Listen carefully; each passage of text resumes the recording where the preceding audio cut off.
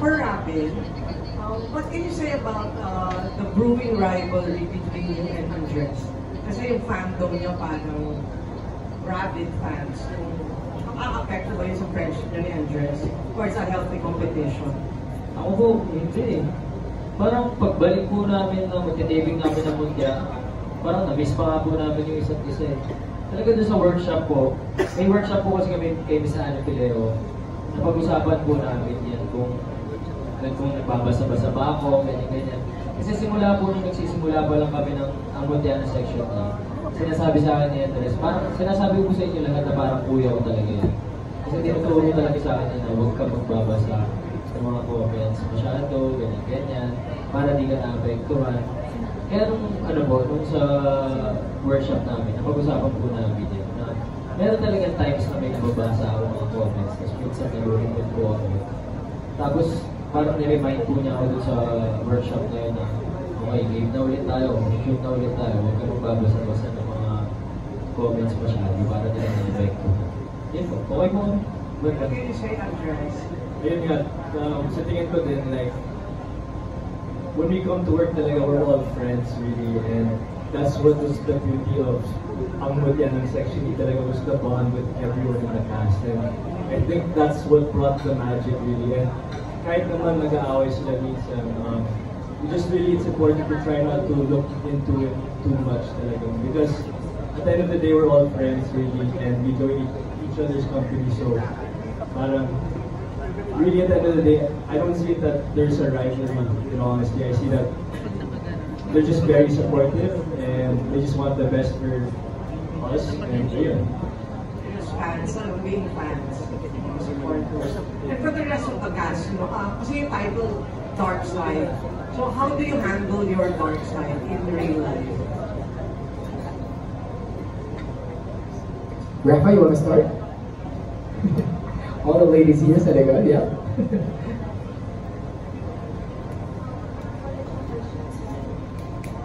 How do you handle your dark side?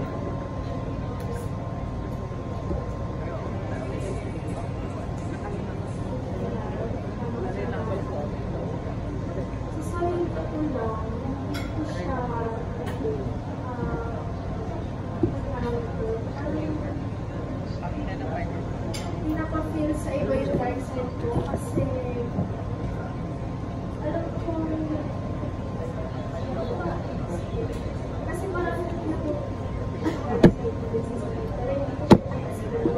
parang hindi ko share kasi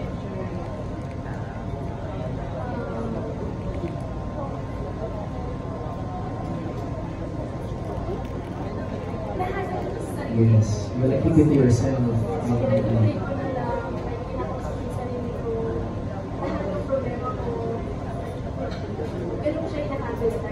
Parang good energy lang all the way. Ayoko kasi na puro bad energy. So, pinapakita ko na sa kanila kahit may problema ko or meron ako negative energy. Gusto ko positive ka lang. I love it for you, Rafa. Sarah! Dark side. Personally,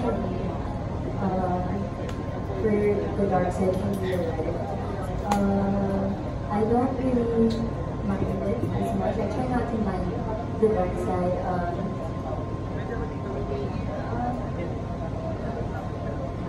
I just try to surround myself with friends, with like a good support system, family. I try to surround myself with positivity. You know, it's important that we don't mind the negativity that surrounds us. So, you know, just focus on the good. That's very Sarah Jill. Yes, Art. It's nice to acknowledge your dark side. Acknowledge it, face it, and then surround yourself with positivity. Listen to good music. Play baby. It makes you feel better. That works. That works. I have to say. Angela. You know, Park's right. You have to really acknowledge your dark side. You have to face it. You have to be self-aware. Because sometimes we tend to be defensive about it. When people point it out, you become defensive. Like, no, I'm not like that. But you really do have to face it. So you okay. So you have to accept yourself for who you are. Beautiful. Kasi Alright. the dark side balances the good side. Ganun yan. Let's befriend your dark side. Kaibiganin mo yan. Yes? It's part of it's part of life talaga. So, lagi mo lang tatandaan kung bakit ka nandito. So, kung magpapalapon ka doon, para sa bakit mo ginagawa ko doon. So, dapat hindi ko magpatalo. And of course, your parents mo, your family, it's really okay to not be okay. Just seek help. It's really important to talk to your friends. Diba? And embrace it. Para sa akin i-embrace mo. Kasi part of para sa you as a person. I love that. Thank you so much. Yes, Justin. Sa akin naman, you have to accept it. Kasi weather lang naman talaga yung buhay. Paminsan bumabagyo, di ba? Oh, paminsan maaraw. So you have to accept it. And then pag na-accept mo siya, mas maraming blessings na dumating. Panahon lang. Panahon lang talaga yan. Kaya dapat happy lang. Enjoy lang tayo. Ganyan. I love that. Thank you so much, girls. How about the boys? Yes, of course. Who wants to start? Derek. Ethan. Parang maganda talaga marinig ko I yung think, Ethan. I think may ready sagot si Ethan. Ethan. For people, you just really have to face that there's always going to be a dark side. Parang in life po, may good side and also may dark side. So for me, you just have to face it. Like they all said, you have to face it.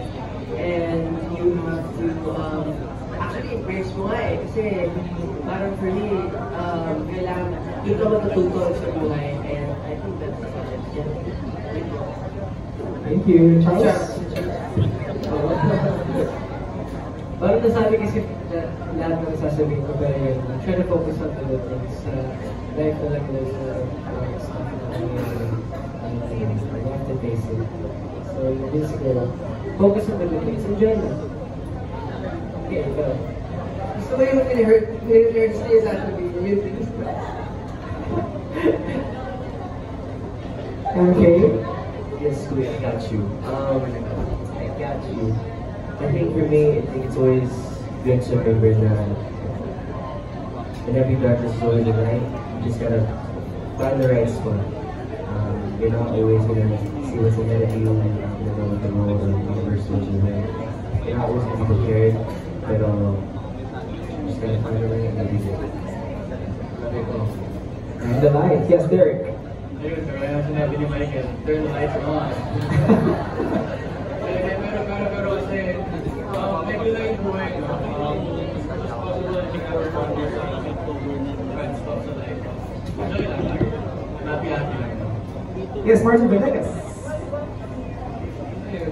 Siyempre, hindi naman natin may iwasan kung gano'n ng dark times sa life natin. Nasasabi lang lahat eh. Ako kasi personally, nag-prepare lang ako kay God. And ayun, makipag-hang sa friends, sa family. Tapos ito si Sam Show, lagi ako na-advise nito pag nag-rant ako sa mga problems ko. So, sobrang kami mag-advise nito ni Sam Show. Kaya, kung sa inyo guys, kung may problema kayo sa buhay nyo, i-chat ko si Sam Show.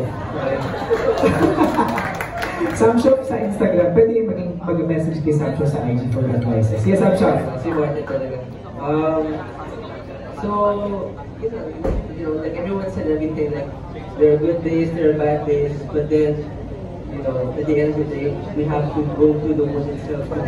That's the dark side, and you know, it's important that we heal in life, and God is the best healer. He is the one who can, you know, bring us out of the pit. So, you know, just pray every time and have faith in God and walk by faith on that side. Always and forever. Yes, Christy.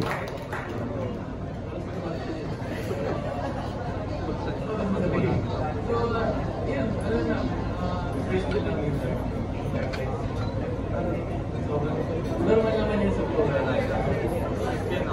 Normal naman yun sa buhay. Okay din na.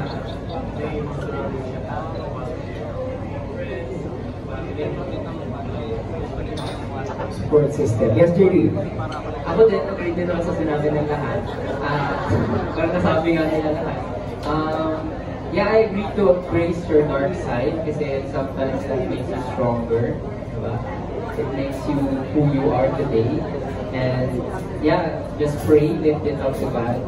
And siya naman kasi talaga yung nakakaalam ng lahat. Diba? Hindi natin pwede i-share lahat ng dark side natin sa mga pamilya, sa kaibigan. So yeah. Thank you. AJ? You should, like what the girls said, you should acknowledge for your dark side because everybody's not perfect. Everybody has imperfections. Without those imperfections, we won't be good. Because our imperfections, should be proud of our dark sides, right? Yeah. Mic drop for AJ. Yes, Dave. You're a fighter and face your dark side. Kasi well, you learn to life and just surround yourself with positive. Whatever. That's it. You live and you learn. Yes, Nick. Parang halos lahat sinabi mo. Hindi ko na alam sasabihin ko eh. Pero, ayun nga, sabi nga nila na hindi ko na alam sasabihin ko kasi sinabi nila. So yung like sabi nga nila, lahat na tayo may others. Sabi lang ako sa mga friends ko, marami na tayo magkasal. Hi, Egan. Hi. Sabi, ayun, sinabi na yung Personally, siyempre naman na dito na tayo sa Marcel. Personally, yung ginagawa ko, I talk to myself, pray to God, kahit na paano, sinusunod ko yung sarili ko yung kasi nakakatulong sa akin yung kapit. Yung mistake, is it a positive mistake? Yun na. Thanks, Mix. Andre. So, kada dark side ko kasi naniniwala ako na meron din yung bright side. Huwag sana natin kakalimutan na sa bawat dilim, kami nag-i-invest sa ating ibang. Yes. Thank you! Max. Frost. CJ, what else? I mean, I agree with everyone. Everyone has very good points. I'm sure you all have sort of that. My only addition is go for a walk. That is true. That is true. Yes, Kurt. For me, I believe that everyone has a dark side. And I handle my dark side through learning from it. I let my dark side mold my character to be a better person and There we go. And last but not least, Yana Disease. what they said po, thank you. And And po, since nasabi na nila lahat, yun nga, embrace natin dark side natin. And may natutulog kasi ako kay Miss Anna Pinea sa mga workshop. Which is yung being grounded, yung magkakaroon ka ng zero state. So whenever you go, kahit saan kayo pumunta, kunwari, workplace, sa school, you have different emotion where you go sa mga places na yan. So always come back kung saan ka nang galing. Kumbaga, zero state. Before I go to any other places, I return home. So sa home ko, I'm 0%. And when I go to other places, I learn all of these emotions and I leave it there. We are taking notes, guys. Parapakan natin ang mga sagot ng bawat isa. Wow, napakaraming words of wisdom. Thank you so much. Yes, po.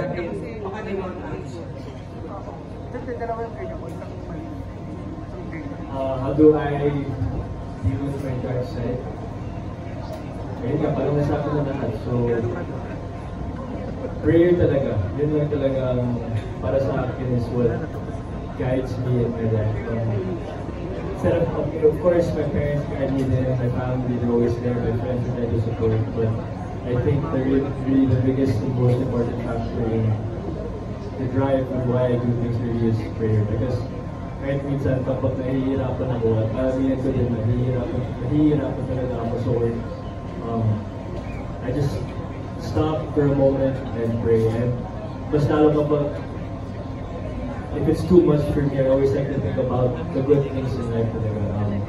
Really view what little things around you are a blessing to you. Kasi minsan we take for granted the small things in our day-to-day life. Pero, yeah, I think really just to look for the brighter side. Yes. Alright. Ashton? Ako din, prayer din. Kasi maliit or malaking problema, dinadasal ko talaga. Kahit people words, kasi hindi ko bukas ng 6 a.m. Dinadasal ko yun. Kasi kapag, sabi nila, i-acknowledge mo. Kasi pag di mo na-acknowledge, hindi ka magiging aware. Paano mo kasi solve kung hindi ka aware? So, i-acknowledge mo, pag-pray mo yun, tapos i-surrender mo kayo. Yes. Rabbit? Ako naman po, binado naman ako na marami akong dark side.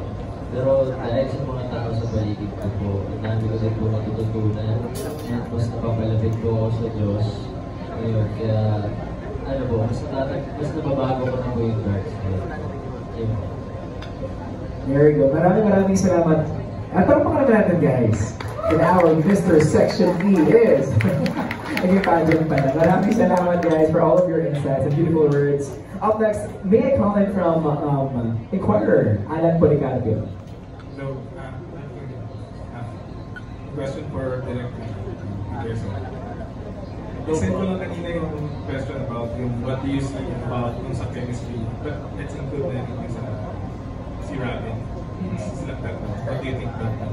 Silang tatlo. Ayun, I think ang ganda ng casting ng season 1 kasi actually parang physically pa lang nakikita mo rin yung vibe ng tandem ni Ash and Robin as JJ and Yuri and what the JJ and Kiefer tandem is as well. So I think kaya siya masaya magpakita ito panood kasi iba yung nabibigay, ibang flavor yung nabibigay. And I think with season 2, no, parang actually when I was reading the script, yung book ni Lara and then the scripts, parang I think ang bago dito na ngayon natin makikita is kung paano maging kilig tong diba? Yung talagang parang kilig na parang pang high school. Yun yung na-excite ako nung binabasa ko siya. Tapos with JJ and Yuri naman, it's really how they handle the seriousness in gravity situation. Since they're coming from an engagement at their age. So, mas seryoso, yung drama is really there at ibibigay talaga nila yun. So, yun siya. Yung parang mabulog na, kasi nga like you said earlier, yung the season was very light-hearted. Yes. And just enjoying it. Or yung approaching anything mag-shift sa theme or sa maturity. I think may balance talaga. Kasi, especially when I reviewed season 1, it took me like 2-3 days to watch it overall. Kasi nga the energy, di ba? Yung energy of watching the show. Ang saya na yung binge watch. So dito, hindi naman mawawala yun at all. Actually, parang lalalim lang din talaga pagtingin natin sa characters without losing the spirit ng season 1. Or what made season 1 so successful, so watchable, and so great. Yeah. Last thing for actually Andres and Robin. Do you think nakatulong din na after season 1, you did your respective projects, iba kayong mga series and films, tapos ngayon babalik kayo. Do you think nakatulong?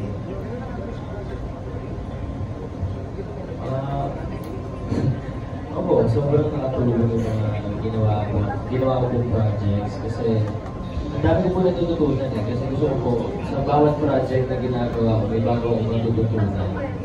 Sobrang dami ko rin po natutunan kay Direct Ted, kay Direct Chris, kaya may matututunan po kay Direct Peter Sir, diba? Kaya ano po, parang buti na lang talaga may mga ginawa po ako before book 2. Kasi sa book 2 talaga medyo mas mahihirapan po talaga ako dito. Kung sinalang po kami ng agad-agad, feeling ko po mahihirapan talaga ako. Yun po. Ako naman, I really believe talaga with what's happened this last year, the past projects, I really feel like each time I've gotten the chance to work on a new project, talagang I learned a lot. And the best thing about this job is with those learnings I get to apply it sa next project, at next project. So feeling ko talaga like silent getting better, and I really feel like as time goes by, it's just all about learning and learning slowly.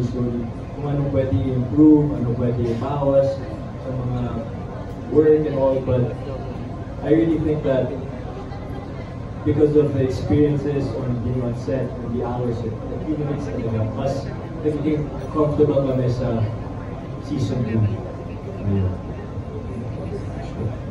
Ako ganun din po. Yung season 1 nakatulong sa akin para magawa ko na maayos yung minamahal. Yung minamahal nakatulong sa akin para mas magawa ko na maayos yung season 3. Kasi alam niyo po yung bawat project parang may matututunan ka, hindi lang about sa sarili mo kung paano makakahugot o kung ano yung mga makakatulong sa'yo, kundi may natututunan din po ko sa mga tao na nakasama ko. Kaya malaking tulong din po. Thank you and congratulations. Thank you so much, Alan. Up next is from PEP, Romel Gonzalez. Yes, hello. Before ako mag-question, gusto ko na i-congratulate sa Direct First Set for winning Best Cinematography sa IFA Film Festival sa Malaysia. Congratulations, Direct. Thank you so much. Okay, pero hindi sa'yo yung question. Okay lang po. I-congratulate kita kasi bilin-bilin na ng Pilar Mateo. My question is for Andres and for Andre. Kasi sa buong cast, kayong dalawa lang ang showbiz royalty. Kayong dalawa yung galing sa showbiz family. So, how was working together? Marami pa kayong eksena naman kasama? Nagpa-bonding moments pa kayong dalawa? Andres, sige Andre, you go first. Actually po, super laking bagay ito kasi yun talaga yung nag-bond kami kasi nakaka-relate kami sa mga certain situations. Lalo po ng workshop. Ako din, sasabihin ko talaga si Dre. Parang may ibang connection kami kasi alam mo, galing talaga na my father was able to work with his mom kasi ngayon na working together kaya nag-bond kami din talaga parang brothers kami ganyan. You know, and really our friendship is so good. Drink? Sir? Yes. Kaya ka na ba ni Andre na mag-car racing? Andres? Di ba, Dre? Di ba ako na-invite? Let's go. Oh, yun. Invite. Ayun, and so para sa inyo dalawa pa rin, tingin niyo ba advantage or disadvantage yung pareho kayong showbiz royal? Ako naman, I wouldn't say it's a disadvantage or I wouldn't say it's advantage either. You know, I wouldn't want to label it in any way. Talagang, at the end of the day, the effort and the work that we put in is not something that our parents do, diba? Our parents are the ones that show up on the set. That's us talaga. And the effort that we give is what we receive, and that's what it's coming to do.